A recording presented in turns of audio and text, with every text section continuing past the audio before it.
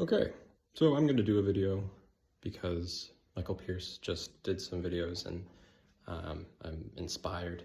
I haven't watched those videos, but I've just been very much struggling to formulate my thoughts in a way that I think people will care to listen to. So this is sort of getting it out there. Really what I want to focus on in this video is how in every act of perception, all of the functions are involved. Yeah, that's what I want to focus on. But just going through the basic things again, I want to talk about extroversion and introversion. I think, as I said before, extroversion, I gave a definition where extroversion was really a movement of attention towards multiplicity, and introversion was a movement of attention towards unity. And there's a slight problem with that definition, which is that in any unity there's an indefinite amount of multiplicity that it carries within itself, and I think extroversion is really related to things outside of that unity. So the multiplicity that's outside of any particular unified thing. So a better definition, I think, would be that extroversion is an interest in those things which appear as distinct and separate from a unity, from a given unity, whereas introversion is the very process itself of integrating those distinct things into a continuous, unified thing. So I did a little drawing here where this is sort of the unity made up of multiple distinct things that's kind of webbed together into a unity. And here would be the extroverted interest, which is the distinct thing that's outside of this web of continuity.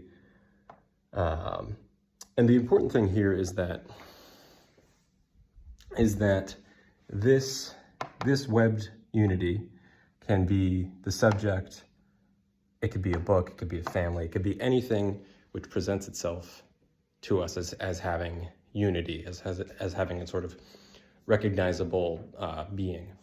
And so this, of course, means if the subject can be the thing that is unified, then we can't take Jung's definition, which is that introversion is a movement of attention towards the subjective factor, because the subjective factor itself is a result of the integration that is the process of introversion.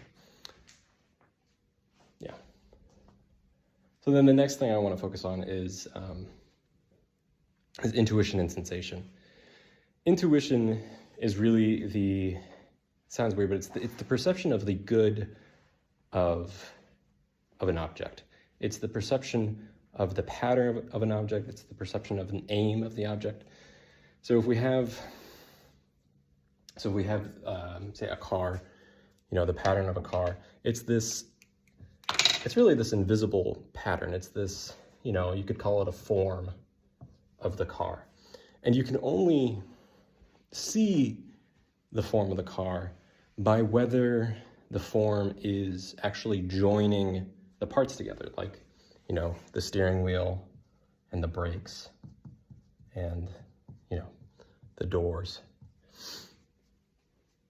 And that's why intuition is seen as associative, because it is in its aim, in its intention of perceiving the patterns of things, it has to combine things together into something that is more than the sum of its parts. And this association, though, is different it's different from introversion itself, which is also a webbing together of things into a continuity, in that intuition is looking for an emergent thing. It's looking for a new unity. in its association. It isn't association or the creation of continuity per se, but its focus is new unities. Yeah, and then of course sensation is the movement of attention after this has been established, and we know what level of analysis we're on. Sensation is a movement of attention down towards those qualities which are below that higher unity, and which you could call visible or which make known the unity to us. What else did I want to say about that? So the other thing I wanted to say about intuition and sensation is that this is fractal. The doors have a unity which then, breaks down into their parts. So intuition and sensation, it doesn't map onto particular realities all the time. The door of the car is an object which is going to be of interest to sensation if where we're starting is the car, but the handles of the door is going to be the object of, or the door, let's start with the door. The door is going to be an object of intuition if where we're starting is the parts that we're bringing together to manifest the door. What else do I want to say about intuition and sensation? The last thing is that to account for the empirical differences in interest that we do see with intuition and sensation, you can take kind of this thing in psychology called just basic level categorization, which is that for any instance that you see, there's sort of an obvious level of categorizing this thing. Like if someone shows you a picture of a dog, I'm tainting it by saying dog, but if someone shows you a picture of dog, you say dog. You don't say that's a physical object. You don't say that's an animal. You don't say that's fur. You say, oh yeah, like there's this obvious kind of middle level that I'm going to. And so if people have that level across different objects, then sensation is going to be going lower than that, and intuition is going to be trying to bring that into another unity. And so that's where you get to see the actual, intuition is interested in ideas, because ideas are the thing which is above whatever the basic level is usually. But importantly, intuition and sensation are involved in every single act of perception. You can't see anything without it manifesting as one, and you can't see anything which is one without it manifesting as multiple things. Okay, so that's intuition and sensation. Now we're going to move on to thinking and feeling. And thinking and feeling are, the way I think about them is very different from the normal definitions. The normal definitions are that thinking is essentially logical kind of inference, it's syllogisms, or what is the example? Like A equals B, B equals C, therefore A equals C. Sort of this consistency, rational thinking. Whereas feeling involves an accordance with what is a judgment of things according to what is good or beautiful or aesthetically pleasing or whatever. And so my critique of this view is that the rational functions should really be dependent really only on the perception functions for what kind of information they have access to. Thinking should be judging according to the same criteria, essentially, that feeling is judging according to, because they're not perception functions. They have access to all the same contents. It's just the manner in which they judge. So what I had been previously saying is that thinking is rigorous judgment, whereas feeling is merciful judgment. And there's a problem with that because feeling types judge very negatively sometimes. So it's like, obviously feeling is more than just merciful judgment. So what I want to present here, well, I first want to refute the kind of common view, which is that, the logic versus the good. And it's like, if A equals B, and B equals C, therefore A equals C is the basic content of thinking, then you can swap out, these things for, good equals, the form of this apple, and then C equals the instance of this apple. So the instance of this apple is good. So you can do any sort of judgment with, ethical, moral, whatever, aesthetic, emotional even, like why does thinking not have action? Why does thinking not have access to the emotions? For example, it's like, yeah, I can judge according to the emotions I have. This is making me feel bad, so I judge this as bad. Yeah. The interesting thing is that thinking seems to be less, however, it seems to be less than the feeling function. It seems to include less. It seems to get to, the way introverted thinking is described, is that it gets to the essentials of something and finds the essential principles, the underlying principles. So I think this is a clue as to what the thinking function is actually doing. I think the thinking function, what it is a relationship of the pattern to either the parts, as we had in the case of the car, or the instances. So let's say this is the pattern of a car. It's like either these are what's down here. It can be considered, the doors and the wheels, or it could be considered, car 1, car 2, dog, and cat. And obviously, if we're talking about the pattern of the car, these things are out and these things are in.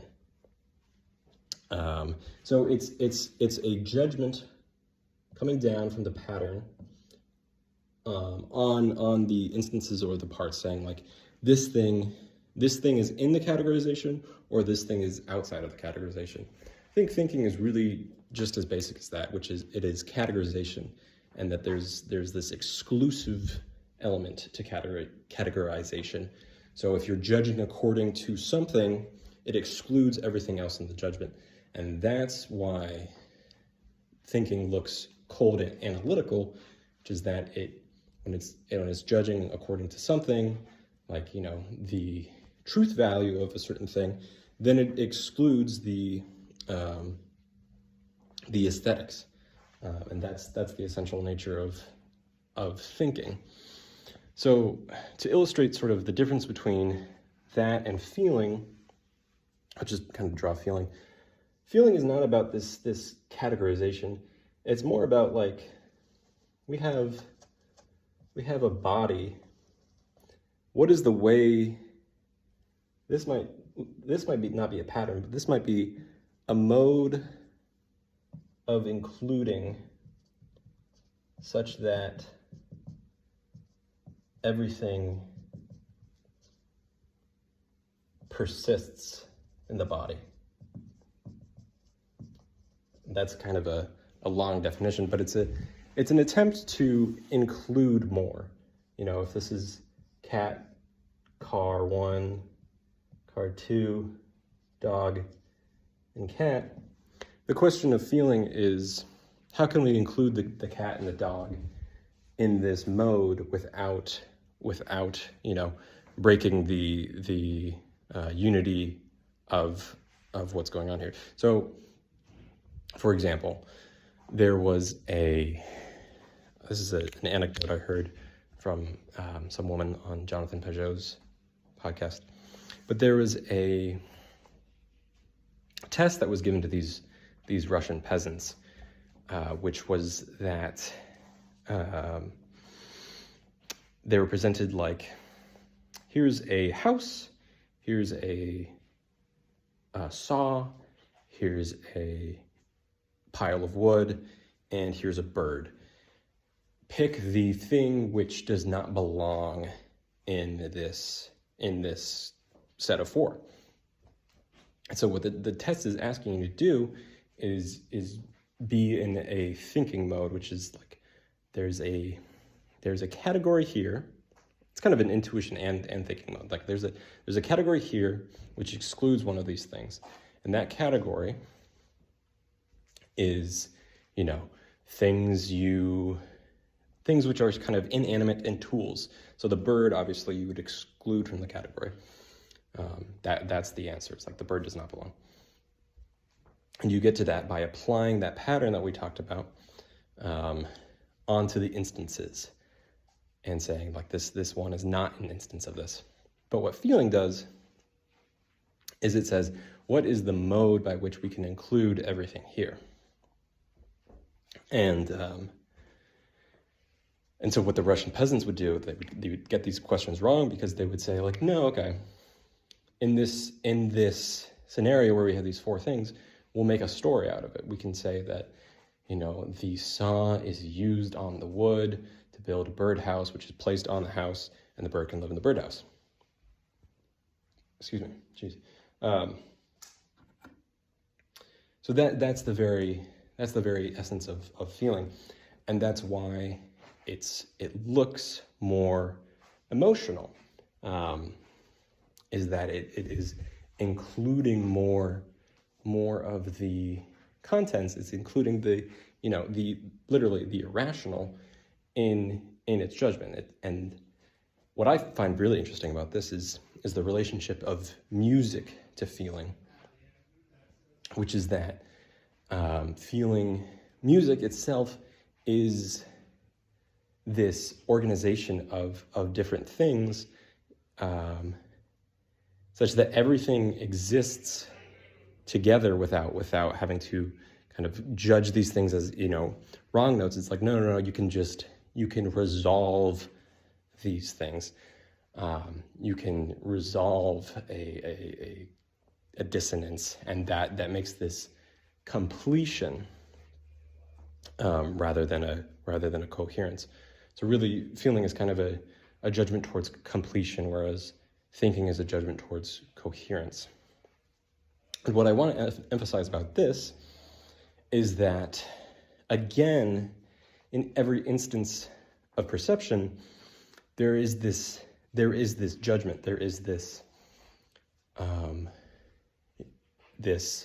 yes, this is a table, and I pay attention to certain elements, and I ignore certain elements. I essentially exclude certain elements which are idiosyncratic to this particular table. At the same time, there's a inclusion of those elements. Like you don't completely ignore them, or the idiosyncrasies will come and get you in it. For example, you can have the experience with psychedelics of undoing that thinking judgment. I think this is really what psychedelics do, is it removes the thinking judgment, and you can see the fluidity in objects again, because you aren't scapegoating and excluding elements via thinking. All of the idiosyncrasies emerge again in whatever object you're looking at. So that's really the basics of what I wanted to talk about. I might do another video on how this combines with extroversion and introversion. But really the important thing is just this this idea that there's continuity and discontinuity, which is the domain of extroversion. There's pattern and parts, you could say, or potential, which is the domain of introversion or intuition and sensation. And then there's coherence and completeness, which is the domain of feeling. Yeah, I mean, I don't know. Is this interesting? I don't know.